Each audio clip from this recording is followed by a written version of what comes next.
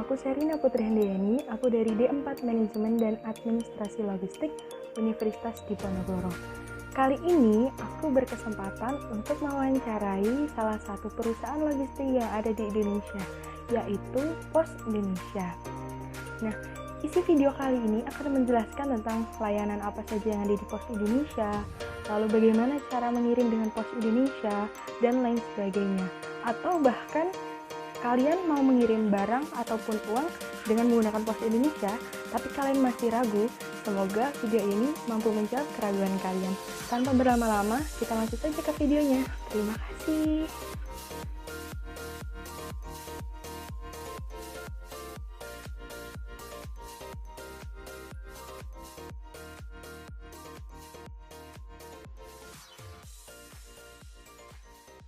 Ini dengan Mas Setiawan dari pengelola agen pos Kopi Jaya.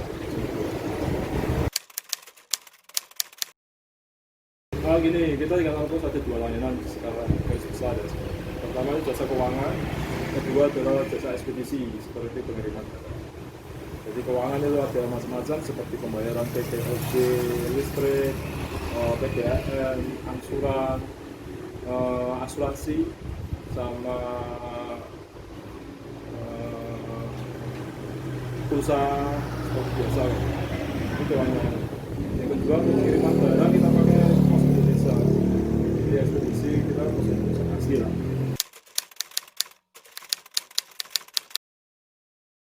Kita barang-barang yang pasti tidak melanggar hukum. Nah itu masih bisa. Kalau misalkan barang yang tidak bisa dikirim seperti senjata api, bisa juga barang narkoba itu tidak boleh. Kalau Cairan tertentu, cairan yang aman mesti air gitu, ukuran kecil masih bisa kita toleransi. Tapi kalau misalnya cairan seperti zat kimia yang mudah terbakar, kontaminasi itu tidak boleh. Bisa juga itu oli itu tidak boleh. Terus seperti parfum yang ada reaksinya untuk dia bisa membuat meledak itu tidak boleh. Jadi yang gas gitu juga tidak boleh? Gas tidak boleh.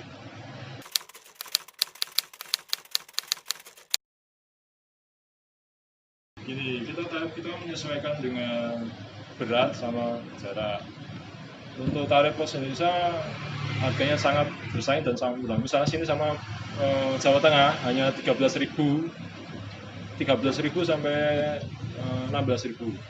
Yang paling ujung itu 16.000.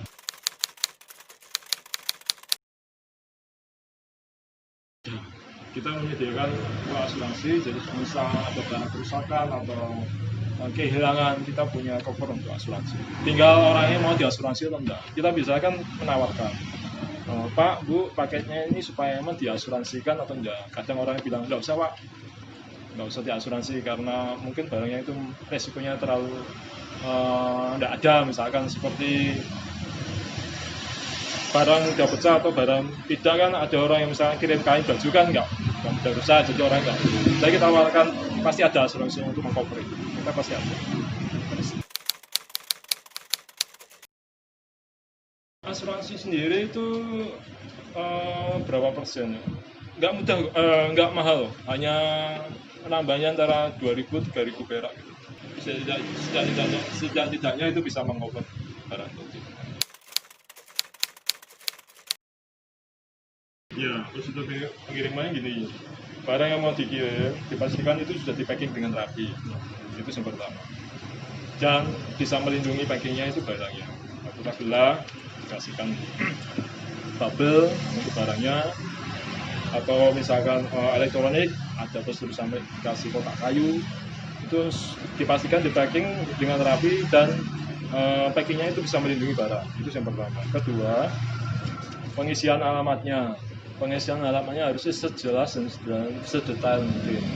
Jadi misalkan nama desa, jalannya, RT RW, biasanya kadang orang nggak ada RT RW-nya. Jalan misalkan itu Solo, desa Rowo, RT RW-nya nggak ditulis. Nah itu akan menyulitkan kita untuk mengirim.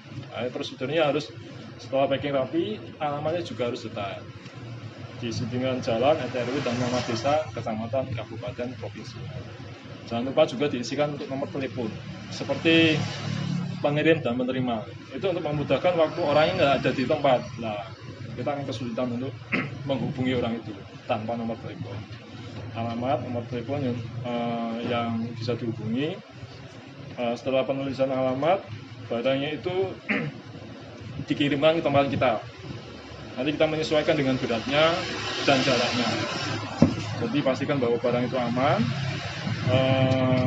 alamatnya detail, dan disesuaikan dengan pengirimannya. Misalkan beratnya 1,3, nah, dia menarik ongkos kirimnya ke orangnya hanya 1 kilo, padahal 1,3 kan sudah masuk 2 kilo. Nah, itu tarifnya nggak disesuaikan dengan orang pembelinya.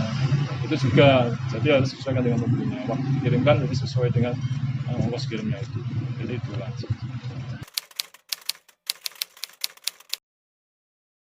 Kita menawarkan packing tambahan misalnya kurang.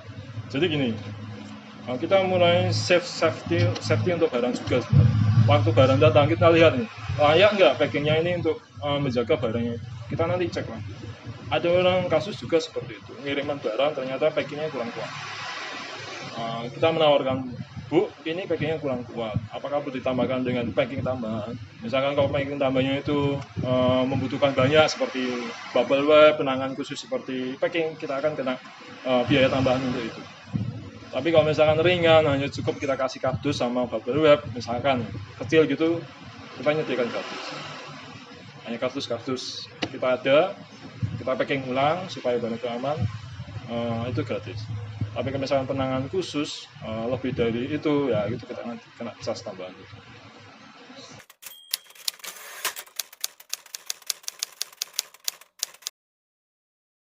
Nah gini, sebenarnya dia kan tahu sendiri tuh, dia ngirim barang kan dia tahu sendiri. Kadang kan kita memeriksa awal secara kasat mata nih, ini isinya apa enggak? Misalnya gitu. Dia ngomong tidak sesuai dengan isi kiriman, resiko nanti ditanggung sama pengirim, bukan kita. Karena kita sudah ngasih ketentuan, barang-barang yang tidak diperbolehkan tapi dilanggar, itu resikonya nanti kalau ada pengecekan di pabean, nanti akan kena. Kenanya gini, misalkan senjata api nih, dia ngomongnya hanya aksesoris atau kiriman barang yang lain, nggak senjata. Waktu dia dicek di bagian pabean pengiriman, di scan pakai alat scan itu kan kelihatan itu. Ternyata itu senjata api atau yang dilarang, akan disita nanti. Nah, kalau disita barangnya itu tidak bisa kembali, dan itu resikonya dari pengirim, karena dia melanggar ketentuan dari barang aman tidaknya untuk dikirimkan atau didistribusikan. Jadi itu resikonya pada pengirimnya itu, barangnya akan disita oleh pihak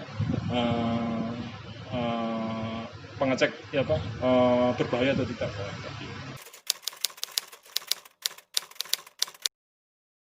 Ya itu nanti ada proses kelanjutannya. Jadi kalau misalkan orangnya nggak bisa dipertanggungjawabkan, nanti akan dikena proses itu. Misalkan dia pengedar kayak gitu, nah itu nanti pasti kena proses hukum. Ya, melayani. Kita ada 2 pengiriman pakai kalau luar negeri kita pakai Western Union. Itu kan pengiriman uang secara luar negeri, mengakomodir orang luar negeri mau kirim ke Indonesia. Kita punya jasa pos Indonesia itu Western Union. Jadi kiriman itu bisa dikirimkan langsung lewat pos, tapi dengan pakai Western Union. Tapi kalau dalam negeri kita pakainya Western Instant. Kita namanya Western Instant, kita menyediakan layanan itu pakai KTP, nama sesuai dengan itu, kita isi form, nanti dapat kode NTP, itu diberikan orang yang penerima, dia mencarikan ke kantor pos terdekat dengan pakai kartu KTP dan nomor khusus Western Instant tadi langsung bisa cair. 5 menit langsung bisa cair, mudah. Jadi ada Western Union luar negeri, kiriman uang pakai dalam negeri, pakai Western Instant bisa.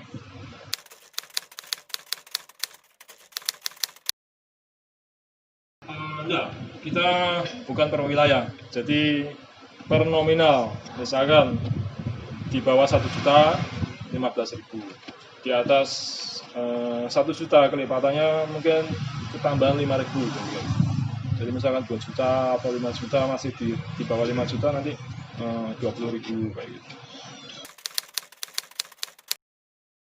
Posgiro, kita mengikuti perkembangan jasa keuangan dan tuntutan pembayaran lebih fleksibel.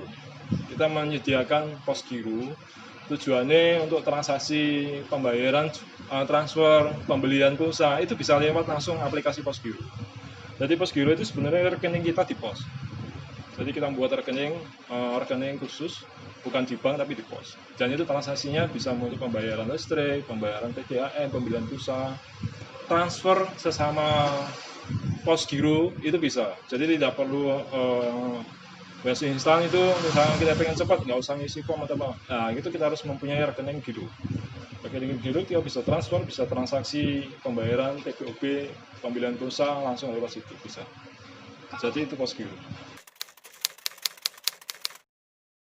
Ya, seperti Posgiro itu kita bisa install aplikasinya lewat Play Store. Hanya saja kita perlu register langsung akun Posgiro itu ke pusat. Jadi supaya itu direkam datanya harus lewat ke pos pusat, bukan pos cabang. Jadi harus ke pos pusat langsung. Betul. Setelah registrasi di Play Store akun kita perlu wajib meregisterkannya itu ke pos pusat.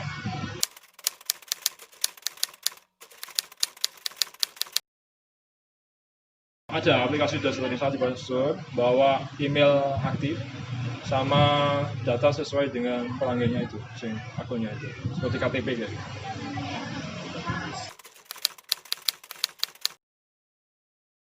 Ada, sebenarnya bangku kita ada.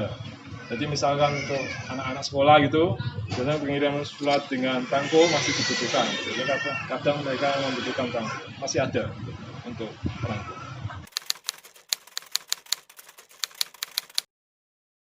Iya, Samday Service itu sebenarnya kiriman dalam kota seluruh Indonesia. Samday Service. Jadi hanya dalam kota saja. Misalkan Semarang, dalam kota Semarang bisa melayani Samday Service 1 hari sampai Samday Service sama 1 hari sampai. Di Surabaya juga bisa ada, di Bojonegoro juga ada, tapi hanya dalam kota, bukan kecamatan. Misalkan di Semarang itu kecamatan mana gitu, bukan dalam kota. Misalkan di Ungaran gitu ya, tidak bisa Samday Service. Jadi Semarang harus kota Semarang, bukan di Ungaran. Kalau antar kota? Antar kota itu tidak bisa. Itu namanya Express, next day. Kalau Samday hanya dalam kota.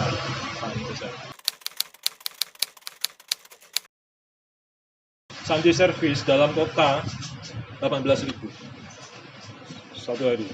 Maksudnya sama 1 hari. Tapi kalau misalkan Express itu lebih murah, bukan 18.000. Tapi kalau Express besoknya, kalau Express itu nanti next day 10.000. Jadi tingkat kecepatannya itu Samday Service itu lebih mahal karena prioritas tertinggi Samsung. Kalau di Express di bawahnya itu 10.000.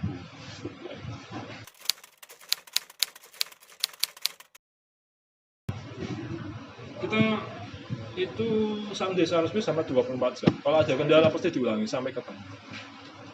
Biasanya kita tetap menghubungi orangnya itu. Jadi kalau misalkan orangnya tidak ada di tempat, kita hubungi sampai benar-benar ketemu atau dititipkan keluarganya. Tetapi kalau misalkan kita sudah bangi tetangga sehingga nggak tepat, tetap itu risikonya bukan kita. Tetap besok kita ulangi lagi. Tapi dengan catatan bahwa itu terkendalanya bukan di kita, kendalanya bukan sama penerimanya tadi. Tetap prioritas kita sampai 24 jam 1 hari itu harus tetap kita kirimkan sampai. Nah, ini Pos Indonesia itu tarif kita itu sangat ekonomis. Itu yang pertama. Kalau mau cari tarif sangat ekonomis, cari di Pos Indonesia. Yang kedua, jangan khawatir, jejaring kita seluruh nasional paling banyak itu Pos Indonesia. Coba lihat di kecamatan di mana nggak ada Pos Indonesia, pasti ada.